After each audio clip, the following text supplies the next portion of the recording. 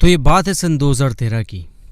3 जून 2013 को एक औरत जिसका नाम था उषा श्री, वो अपने घर से मिसिंग पाई जाती है।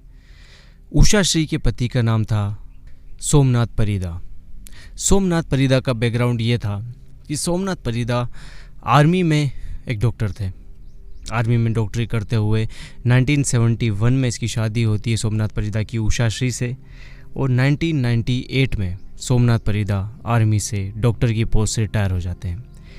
अब डॉक्टर की पोस्ट से रिटायर होने के बाद सोमनाथ परिदा, जिनका जो कि टाइम पास होता नहीं था, वक्त गुजरता नहीं था, तो यहाँ पर ये एक भुवनेश्वर के पास एक नयापल्ली इलाका है, वहाँ पर जहाँ पर ये रहते थे उसी के आसपास एक हॉस्पिटल में एज ए डॉक्टर ये जॉब करने लग जाते हैं ताकि वक्त गुजारा जा सके, टाइम पास किया जा सके। तो अब होता है कि 1998 में जब अपनी जॉब से रिटायरमेंट इनको मिल जाती है सोमनाथ परिदा जी को, तो उसके बाद जब ये अपने घर में रहते हैं तो कहा जाता है कि ये काफ़ी शॉर्ट टेम्पर्ड थे, काफ़ी गुस्सैल मिजाज के थे, अपने आसपास के पड़ोसियों से ज़्यादा बना कर रखते नहीं थे, ना ही उषा श्री को ज़्यादा अपने आसपास के पड़ोसियों से बना कर रखने देते। उसके बाद इनके घर के बाहर एक मंदिर था, जब कोई घंटी बजाता तो उस पर भी चिल्ला पड़ते। घर के बाहर कोई गाड़ी, कोई बाइक या कोई कार पार्क कर देता तो उससे भी उलझ पड़ते। तो कुल मिलाकर इनकी एक इमेज एक शॉर्ट टेम्पर्ड इंसान की बनी हुई थी, जिससे भी कोई भी उलझना नहीं चाहता और कोई भी ज़्यादा नज़दीक या बढ़ाना नहीं चाहता था। सोमनाथ परिदा के 2 बच्चे थे।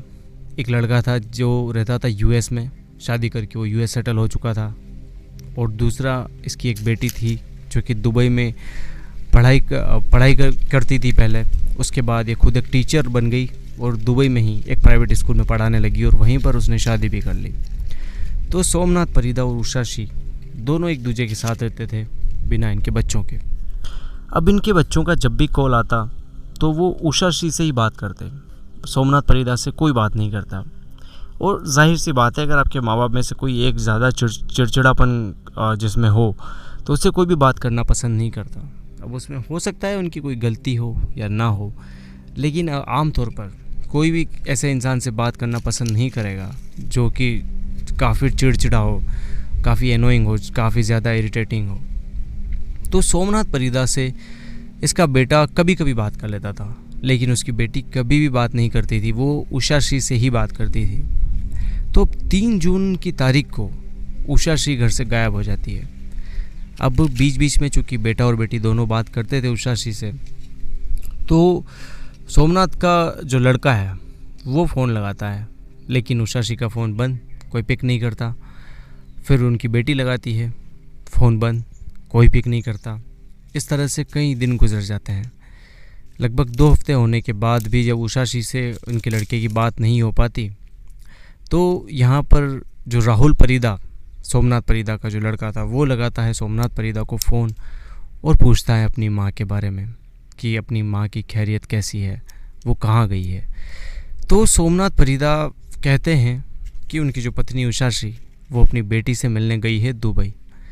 तो राहुल परिदा को यहाँ पर एक सॉर्ट ऑफ रिलीफ फील होता है, लेकिन वो एक बार कंफर्म करने के लिए अपनी बहन को कॉल करता है कि क्या माँ यहाँ पर आई है।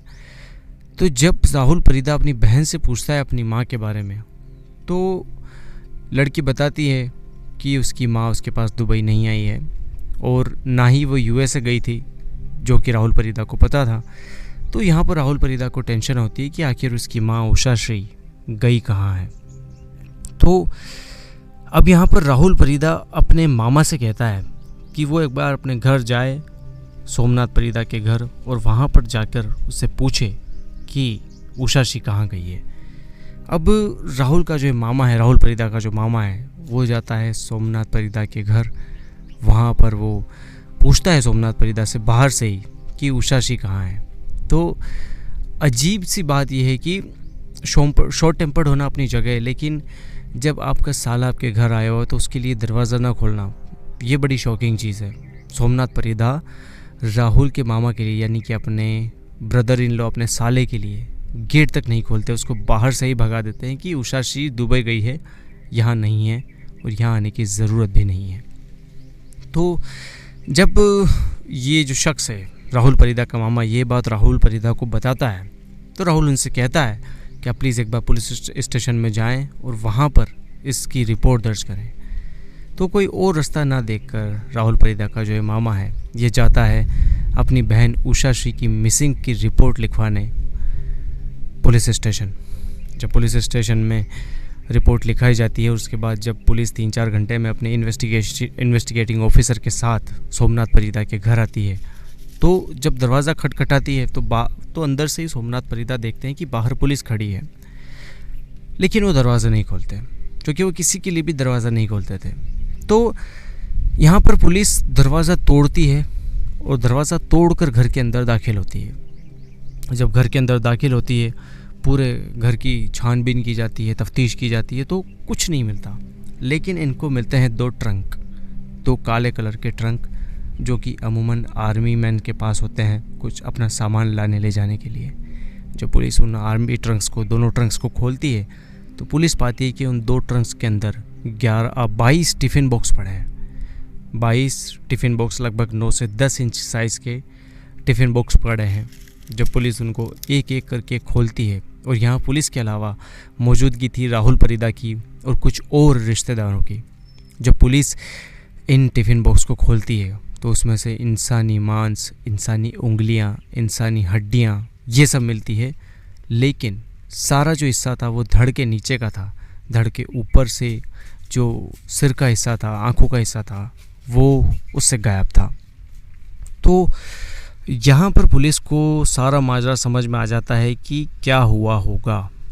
सोमनाथ परिदा से जब पूछताछ की जाती है तब सोमनाथ परिदा बताते हैं कि ये जो टिफ़िन में कैद है, टिफ़िन में टुकड़ों में कैद है, वो और कोई नहीं बल्कि उनकी वाइफ उषा श्री है। जब पुलिस पता लगाने की कोशिश करती है कि उषा श्री का धड़ का नीचे का हिस्सा टिफ़िन में कैद है तो उनका सिर कहाँ गया है, तो यहाँ पर सोमनाथ परिदा इस बारे में कोई राज नहीं उगलते। लेकिन जब पुलिस घर की तफ्तीश करती है तो उनको एक बॉक्स पड़ा हुआ मिलता है जिस बॉक्स में रखा हुआ था सिर उषा श्री का।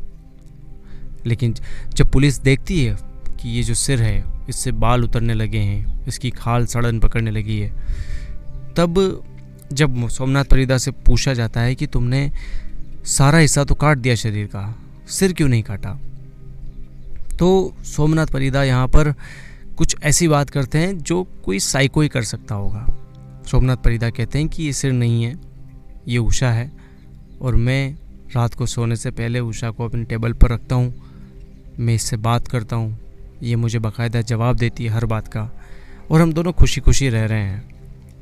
फिर पुलिस पूछती है कि तुमने इसका कत्ल क्यों किया, तो सोमनाथ परिदा कहता है कि मैंने इसका कत्ल नहीं किया, ये उषा श्री शिरडी ये चाहती थी कि इसके मरने के बाद इसको शिरडी में दफनाया जाए, और ये मरना चाहती थी, इसलिए इसने फर्श पर पटक पटक कर अपनी जान दे दी, और इस तरह से उषा श्री की मौत हुई। जबकि पुलिस को इस थ्योरी में पहले से यकीन नहीं था। पुलिस जब इसकी पोस्टमार्टम, फॉरेंसिक रिपोर्ट, सारी चीज़ें जांच करवाती है, उसके बाद सोमनाथ परिदा का टेस्ट लिया जाता है, पॉलीग्राफ टेस्ट लिया जाता है, तो कुल मिलाकर चीज़ें इस तरह आती है कि उषा श्री, उसके सिर पर किसी भारी चीज़ से वार किया गया। उसके बाद उषा श्री की बेहोशी की हालत में गला काटकर हत्या कर दी गई। गला काटकर सर वाला हिस्सा अलग रख लिया गया, धड़ वाला हिस्सा अलग रख लिया गया, और उसके बाद शुरू होती है जद्दोजहद इस धड़ के हिस्से को बारीक बारीक टुकड़ों में इस टिफ़िन बॉक्स में रखकर काटने की। तो सोमनाथ परिदा का यहाँ पर जो अपना डिफेंस था वो ये कहता था कि उषा श्री शिरडी में दफन होना चाहती थी, इसलिए उसने सिर पटक पटक कर अपनी जान दे दी, और ये जो टिफ़िन बॉक्स उसने तैयार किए थे, दोनों ट्रंक्स में रखे थे, ये उसको शिरडी ले जाने के लिए ही थे।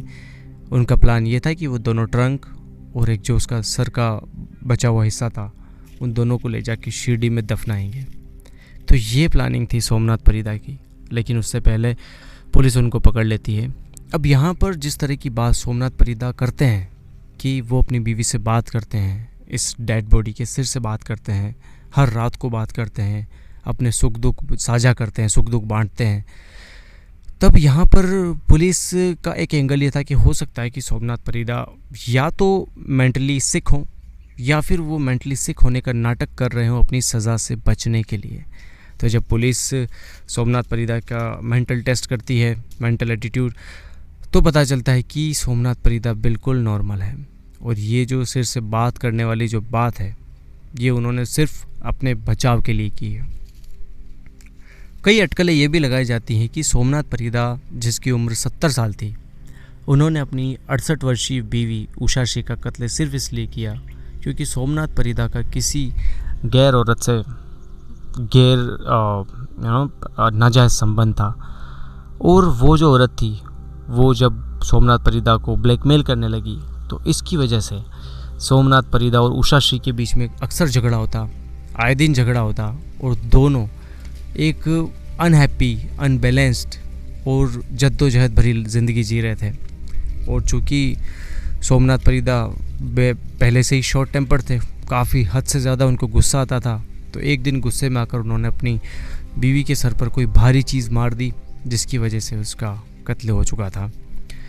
और इसको ढकने के लिए उन्होंने ये कहानी गढ़ी कि उनकी बीवी शिरडी में जाकर दफन होना चाहती थी, इसलिए उसने सिर पटक पटक कर जान दे दी। और ये अपने आप में वियर्ड भी लगता है कि कोई औरत सिर्फ इसलिए तो जान दे नहीं सकती कि उसको शिरडी में जाकर दफन होना है। शिरडी में जाकर अगर दफनी होना है तो वो नॉर्मल मरने के बाद भी दफन किया जा सकता है। तो सोमनाथ परिदा को 2013 में गिरफ्तार किया जाता है। उसके बाद अभी तक सोमनाथ परिदा के ऊपर केस चल ही रहा है। अभी तक उनके इस केस पर कोई मुकर्रर फैसला आया नहीं है, कोई तय फैसला आया नहीं है। जब भी ऐसा आता है, इंतज़ार रहेगा कि क्या फ़ैसला आता है।